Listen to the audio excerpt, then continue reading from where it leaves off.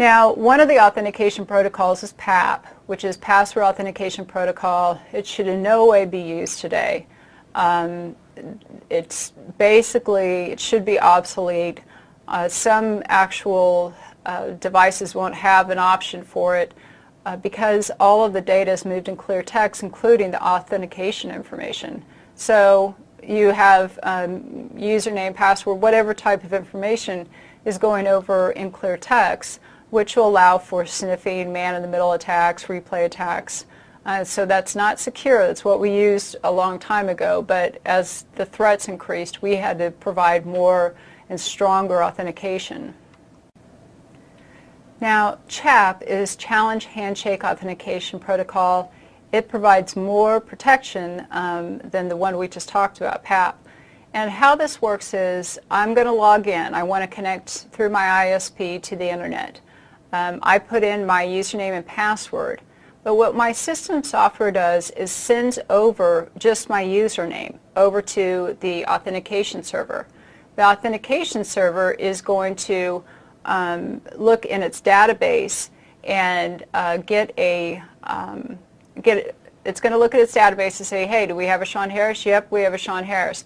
And so what it's going to send back is a challenge. And a challenge is just a random number. Now I have already typed in my username and password. Only my username went over to the authentication server. The authentication server looked up and said, yep, we got a Sean Harris here. Send a challenge back to my system. Now I've already typed in my password, so it's cached. Now my password is used to encrypt that challenge, that random value, and then it's sent back over to the authentication server. Now the authentication server has my username and my password within its database, and it will take my password, and if it could decrypt and extract that random value, that challenge, then it knows that I typed in the right password. So the whole kind of crux of CHAP is that a password is not going over the line. Again, I will put in my username and password, just my username goes over, the authentication server will look up in its database, yeah, we got a Sean Harris, a random value, a challenge comes back to my system, my password has already been typed in, and that's used as a value to encrypt that challenge, which goes back to the server, and the server, if it can decrypt it properly, it knows it was encrypted with the right password. That means I typed in the right password. So the benefit is that somebody can't get a hold of your password and authenticate as you. Now we keep coming up with more technologies and building in more strength because the threats just increase. And PAP and CHAP are pretty limited in what type of authentication they can provide. So we have different types of authentication technologies that we talked about in access control.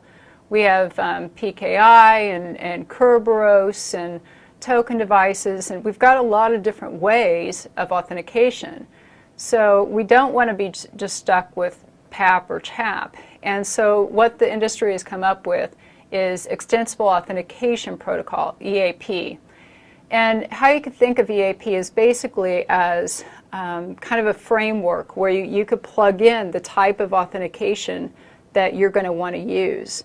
So this is still a protocol that's going over a telecommunication line, but if you're authenticating new users with digital certificates, that's what's going to get plugged in. If it's going to be Kerberos, then you're going to have tickets, that's what you plug in. So EAP isn't necessarily a specific protocol that dictates how authentication will happen like the other two. It is more of a framework that allows for flexibility for the company to decide what it's going to plug into. Now, data inspection is, that's a big thing today because we've shifted to where the real gold for companies is data. All of our social security numbers, our sensitive data, our financial information, everything is in a data format.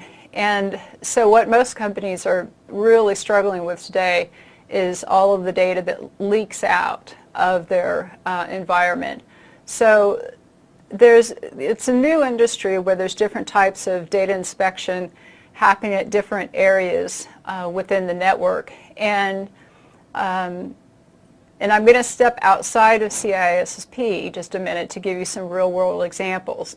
But in data inspection for CISSP, you need to know that there's different communication layers that can be inspected for suspicious activity, and like content monitoring, looking for ActiveX controls and Java applets and sensitive data. And so basically, I'm going to step out. I'm going to go a little bit deeper than probably the exam covers. But there's different types of products. Like there's a few products that will monitor SMTP traffic. And what it does is that there's specific words that are considered sensitive or confidential. And when it goes through, all email has to go through this device, and it will scan what's in the email and see if there's any match of what's sensitive or not. And if it is sensitive, it depends on how it's configured. Either it doesn't allow it to go back and it sends something back to the user, or it redirects it to a device like a PGP universal server that will encrypt it. Now, there are products that look specifically at SMTP.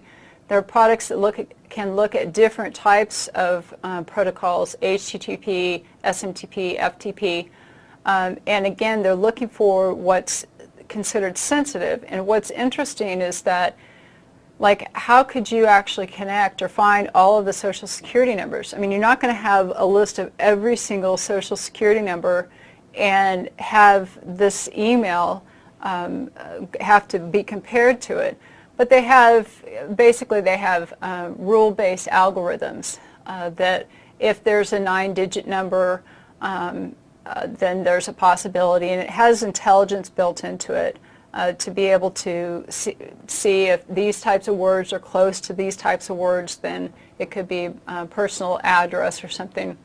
So this is a huge thing in the industry, and it's been added to the exam, but there's so many, because data is just leaving environments through laptops. People save their information on USB, the jump drives. They email it out, FTP it out, because most users just don't get it yet, aren't fully, they don't understand what sensitive is or not. So it's a really kind of interesting industry, and it's recently been added to the CISSP exam, because as the industry changes, the more things are added or taken away from the exam.